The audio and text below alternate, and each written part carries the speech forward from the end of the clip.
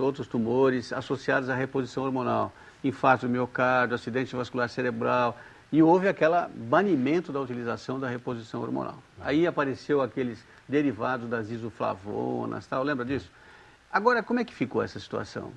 Você tem muitas pacientes que chegam lá e não apresentam desejo e não estão tomando hormônio, o que você recomenda? Geralmente eu peço a assistência de um ginecologista, que é a pessoa mais indicada para fazer esse trabalho, porque conhece a mama da mulher, conhece os riscos dela, familiares, etc. Mas eu diria o seguinte, hoje, Martins, a reposição hormonal, como se faz modernamente, tem mais benefícios do que riscos para a mulher, no sentido sexual, no sentido ósseo, no sentido cognitivo, intelectual, inclusive. A mulher envelhece muito depressa sem reposição. Então eu diria o seguinte, meu ponto de vista hoje, toda mulher deveria fazer reposição, a menos que o médico contraindicasse. Tá bom. E o homem?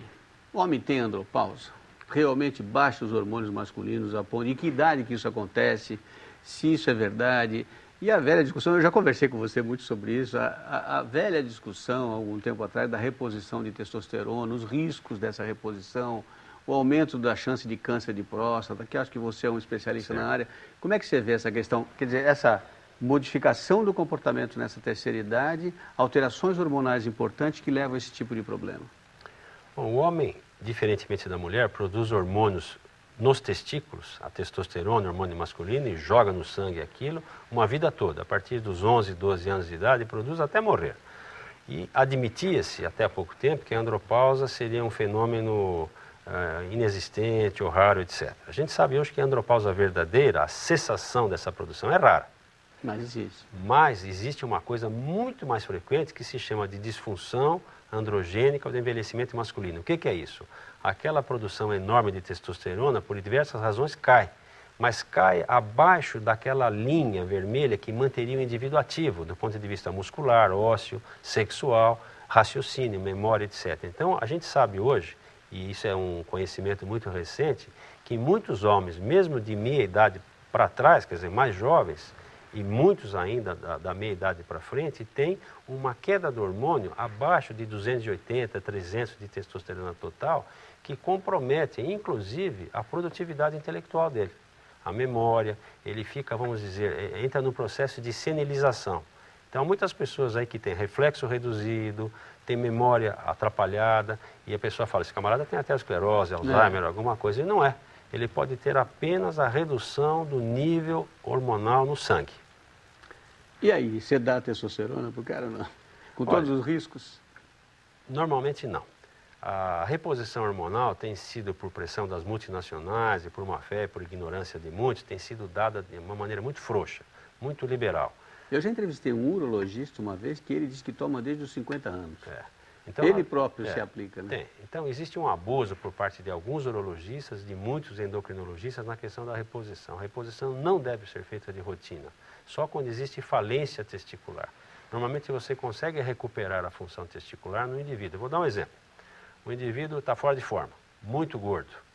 Aquela gordura que ele tem a mais no corpo fabrica hormônio feminino, que vai bloqueando os testículos. Qual que é o tratamento desse camarada?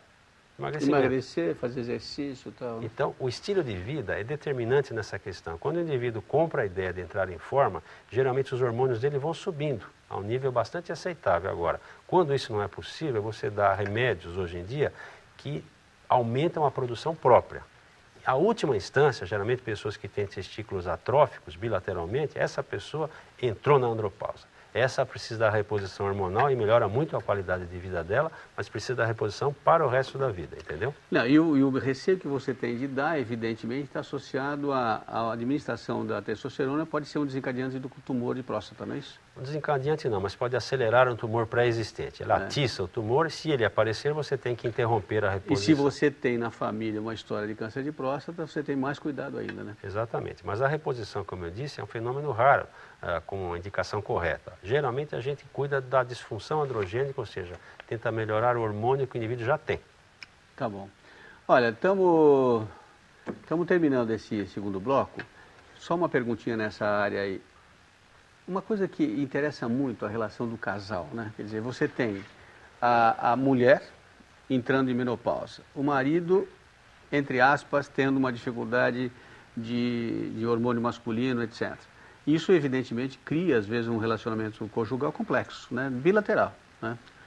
E o urologista, normalmente, né, com raras exceções, ele é procurado mais pelos homens, né? As mulheres tendem a ir tratar seus problemas urológicos no ginecologista, né? Eu sei que isso está mudando, mas isso é real, não é? É real.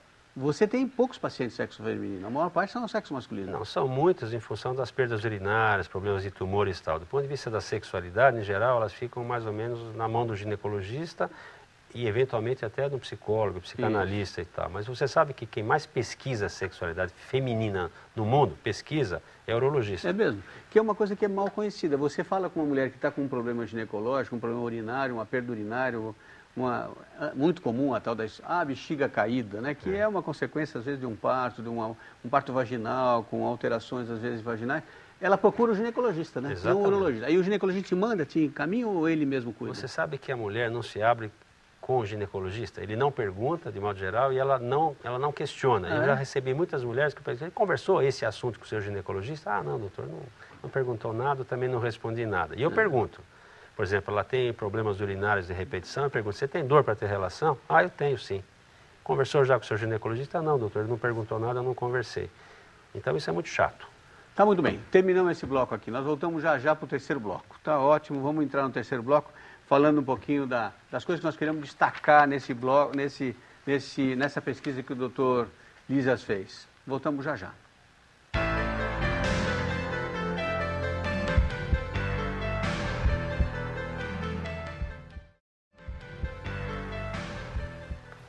Terceiro bloco do programa de hoje, estamos falando hoje de urologia na terceira idade com o Dr. Lísias, trabalhando bastante aqui a questão de uma pesquisa que ele realizou e que nós estávamos para trazer aqui no programa já fazia tempo, né? E eu acho que está sendo muito interessante, tenho certeza que vocês vão ter muitas perguntas para mandar. Ô Lísias, se alguém quiser te mandar questões, qual que é teu e-mail? Você tem um e-mail? Está aqui, ó. Eu tenho e-mail. Lísias@dglnet.com.br, é esse? Isso. Então, vamos falar de algumas coisas que você disse aí, quais tratamentos. Por exemplo, a questão da incontinência urinária, né? O que é realmente incontinência urinária, seja no homem ou na mulher, e como ela aparece, com que idade que ela costuma aparecer, e como é que você encaminha o tratamento? A definição é a perda de urina involuntária. A pessoa pode perder gotas, pode perder tudo de uma vez só. Há graus de incontinência. Então existe na mulher, tipicamente, a incontinência de esforço. A mulher deu à luz várias vezes, aí quando ela espirra, ela tosse, ela tem uma perdazinha de urina.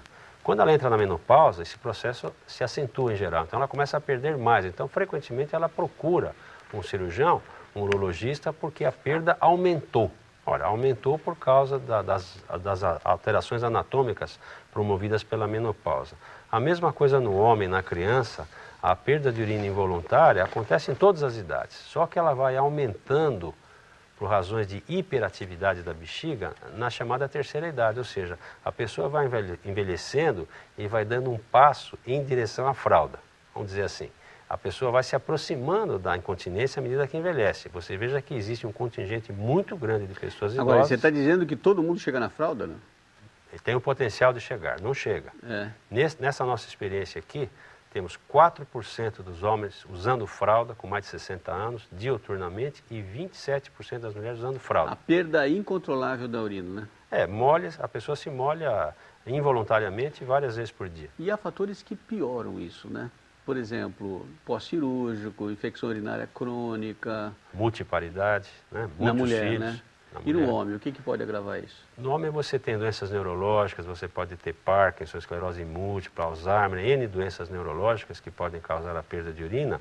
A cirurgia do câncer de próstata tem um percentual de incontinência urinária. Então, vem crescendo muito o número de homens que foram operados de maneira curativa do câncer de próstata, porém são incontinentes, têm que usar fralda.